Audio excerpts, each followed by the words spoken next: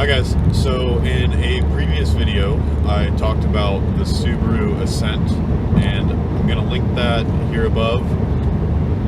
I wanted to go into some detail about one of the features that's going to be on that car standard. It's the Subaru Eyesight system. The Eyesight system is actually really awesome. It's their collision avoidance system, adaptive cruise control, things like that, the lane departure warnings.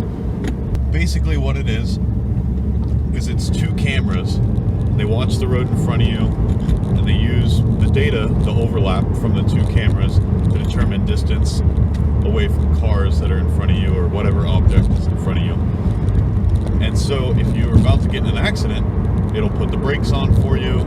If you're stopped at a stoplight and the car starts pulling away, it'll let you know that the lead car has left. Also, my favorite feature of it is actually the adaptive cruise control. So when you're on the freeway, if you're doing, let's say, 65 miles an hour, you can just set it for 65 or whatever you end up wanting to do. I think it goes up to 95 or 99 miles an hour. You can set it for that speed and it will keep a constant distance between you and the car in front of you. So that way you don't have to use the gas or the brake. And it works really, really well in stop and go traffic and stuff too. I got to take a Forester that had it on their home a couple nights, and it was great. I actually really, really want it. The only reason why I don't have it in my Subaru is it doesn't come with manual transmissions. So it does come with a WRX, but I don't want to do a CVT WRX. That's not my style.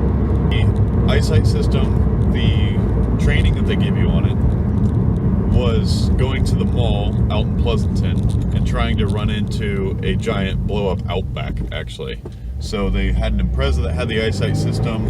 It was really cool. We just got up to 40 miles an hour, and they say, all right, put your feet back on your seat, don't touch the gas, don't touch the brake, and just go straight towards that big blow-up Outback. And it actually stopped, and it stopped with a decent amount of distance. There's some videos online where you can see a guy, he just bought an Outback, and he tried to run into a cardboard box, and it worked up to like 45 miles an hour. Now, Subaru only advertises it as being able to completely avoid an accident at a speed differential of 30 miles an hour or less. So it's not rated to do anything higher than that, but I've seen it work. And there was one time on a test drive that we had it kick in, and it was pretty interesting. So if you're looking at a new Subaru and you're like, do I want Eyesight, do I not want Eyesight? It's not just for old people. That's one thing that a lot of people have basically like told me over the years while I'm selling cars. Oh, I don't need that, I'm a good driver. Oh, I'm not old, maybe my next car or something like that. But I actually really like it. I think it's worth the money. If it was separated by itself on a package, most of the time it's going to be under $1,000. I think it was $650 in the second generation if you were to ignore the other things that you have to get that package. So I think it's a great value.